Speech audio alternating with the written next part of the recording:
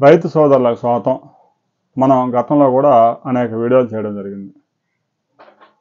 రైతులు రసాయన ఎరువులు విచ్చలవిడిగా వాడుతున్నారు. శాస్త్రవేత్తలు సూచించిన మోతాదు కన్నా కూడా కొన్ని పంటల్లో 500% అధికంగా వాడుతున్నారు. కేంద్ర రాష్ట్ర ప్రభుత్వాలు మేధావులు ఆందోళన వ్యక్తం చేస్తూ ఉన్నారు. ముఖ్యంగా మిరప, మొక్కజొన్న, వరి, పసుపు, జొన్న పంటలతో పాటు పశుగ్రాసాల పంటలకు కూడా పెద్ద ఎత్తున నత్రజని యూరియాని ఎక్కువగా వాడుతూ ఉన్నారు.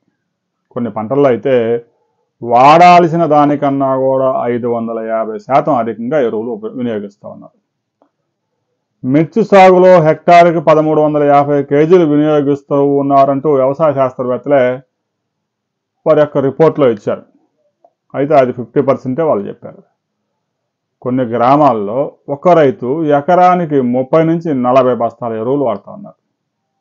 వరి సాగులో అయితే ఎకరాకి 10 బస్తాల ఎరువులు వాడడం కామన్ అయిపోయింది. ఇక పసుపులో ఎకరాకి 20 నుంచి 25 బస్తాలు వేస్తూ ఉన్నారు. మొక్కజొన్నలో కూడా పెద్ద ఎత్తున ఎరువులు వాడుతూ ఉన్నారు. చివరికి పశుగ్రాసాలు పెంచేందుకు కూడా యూరియాని విచ్చలవిడిగా చిమ్ముతూ ఉన్నారు. దీంతో కేంద్ర ప్రభుత్వం, రాష్ట్ర ప్రభుత్వాలు ఆందోళన వ్యక్తం చేస్తూ ఉన్నాయి. రైతు సోదరులు రసాయన ఎరువుల వినియోగాన్ని తగ్గించకపోతే భూములు భూసారం కోల్పోయి రాబోయే 15-20 సంవత్సరాల్లో పంటలు పండే అవకాశం లేదు. దిగుబడులు దారుణంగా తగ్గిపోతాయి. ఈ నత్రజని ఎరువులు విపరీతంగా ఉపయోగించడం వల్ల చీడపీడలు కూడా అధికం అవుతూ ఉన్నాయి. ఆందోళన వ్యక్తం చేస్తున్నారు. ఇప్పటికే కొన్ని రాష్ట్రాలు ఆర్గానిక్ ఫార్మింగ్ మీద ముందుకు వెళ్తూ ఉన్నాయి. సిక్కిం లాంటి రాష్ట్రంలో అయితే మొత్తం ఆర్గానిక్ ఫార్మింగే జరుగుతూ ఉంది.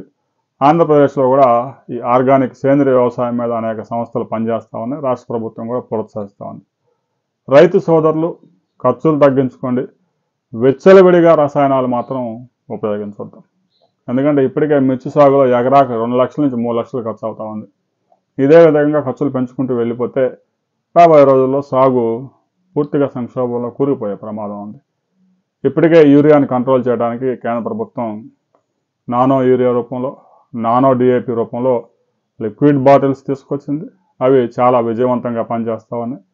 అయితే రైతు సోదరులు వాటిని పెద్ద ఎత్తున ఉపయోగించడానికి ముందుకు రావడం లేదు. రాబోయే రోజుల్లో ఈ ఎరువులు విచ్చలవిడిగా వాడకుండా ఉండేందుకు కేంద్ర ప్రభుత్వం ఒక విధానాన్ని తీసుకురాబోతా ఉంది. ఎవరు ఎన్ని బస్తాలు అడిగితే అన్ని బస్తాలు ఇచ్చే అవకాశం లేదు. ఇప్పటికే కంట్రోల్ చేశారు.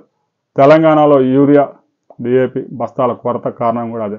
రాబోయే రోజుల్లో రైతులు ఇలాగ ఎరువులు కనుక విచ్చలవిడిగా వాడితే ఇక ఒక్కో రైతుకి ఇన్ని బస్తాలు మాత్రమే ఇస్తాము అని కంట్రోల్ పెట్టే అవకాశం ఉంది.